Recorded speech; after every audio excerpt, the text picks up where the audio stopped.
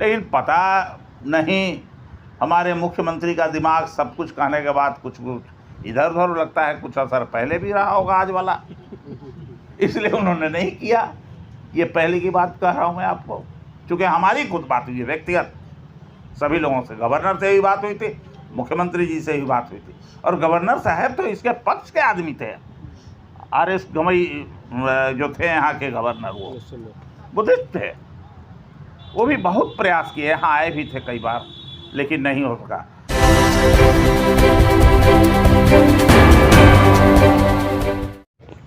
सबसे पहले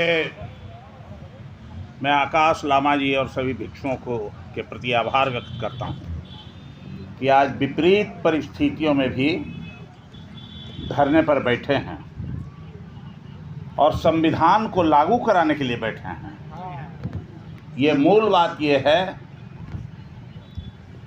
कि भारत के संविधान के अनुसार ये बैठे हैं, लेकिन इसके बावजूद लोगों को दर्द हो रही है।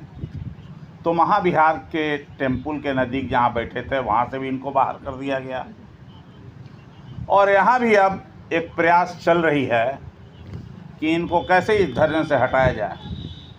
डर इस धरना से नहीं है, डर इस बात से है कि आज पूरे दुनिया में इस महाधरना की चर्चा हो रही है।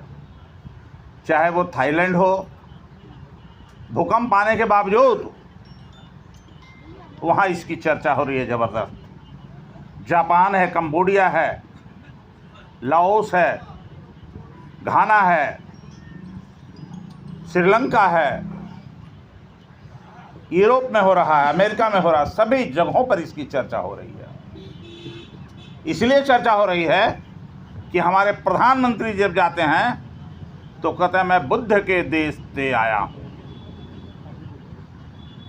और जब देश में आते हैं तो बुद्धिस्टों के हक अधिकार के खिलाफ 51 दिन से उनका कान बंद है, मुख्यमंत्री जी का कान बंद है, और आंख से कोई तस्वीर भी किसी मीडिया में, पेपर में नहीं दिखाई दे रही है उनको, कि ये बुद्धिस्ट लोग जो बुद्ध को मानने वाले हैं वो भारत के संविधान के अनुसार चल के अपनी हक को मान रहे हैं। ये BTMC एक्ट क्या है? भारत का संविधान कहता है कि हर आदमी को अपने अपने नागरिक को अपने धर्म के अनुसार अपने आचरण करने का हक और अधिकार मिला है। उसी हक और अधिकार के अनुसार ये बैठे हैं। महाबोधि बिहार में जो BTMC एक्ट है 1949 का, क्या मतलब है कि गैर बुद्धिस्टों को उसमें रखा जाए? अगर यहाँ गैर बुद्धिस्टों को रखा जाता है तो क्यों नहीं जो इतने मठ मंदिर हैं, बनारस का मंदिर है, सभी जगह पर रखो गैर हिंदुओं को, उसमें मुस्लिम को भी दे दीजिए स्थान, क्यों नहीं दे देते हैं? दे दीजिए। एक मिनट रुकिए, पहले हमको बोलने दीजिए, उसके बाद आप बोलिएगा।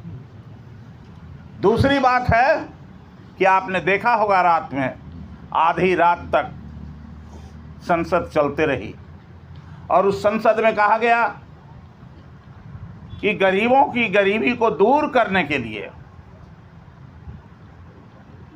अल्पसंख्यक समुदाय की जो एक संस्था थी उसके विरोध में, उसके धन और संपत्ति पर जो इनकी निगाह लगी हुई है, उसके लिए इन्होंने उसको खिलाफ कानून बनाया है। ये गैर संवैधानिक नहीं है।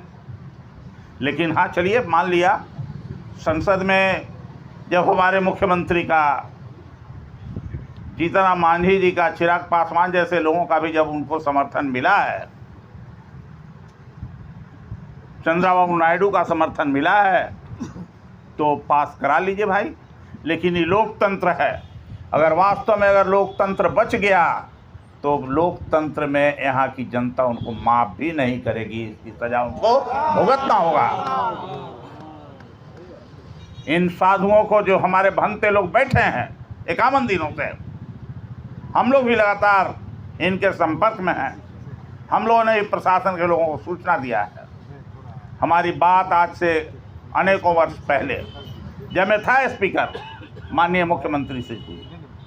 अभी वर्तमानी मुख्यमंत्री थे, गवई साहब यहाँ के राज्यपाल थे, वो भी चाहते थे जब रीऑर्गेनाइज किया गया था बीटीएमसी एक्ट को, हम लोगों ने बहुत चेष्टा किया था कि बीटीएमसी एक्ट के अनुसार इसमें बुद्धिस्टों को ही स्थान दिया जाए।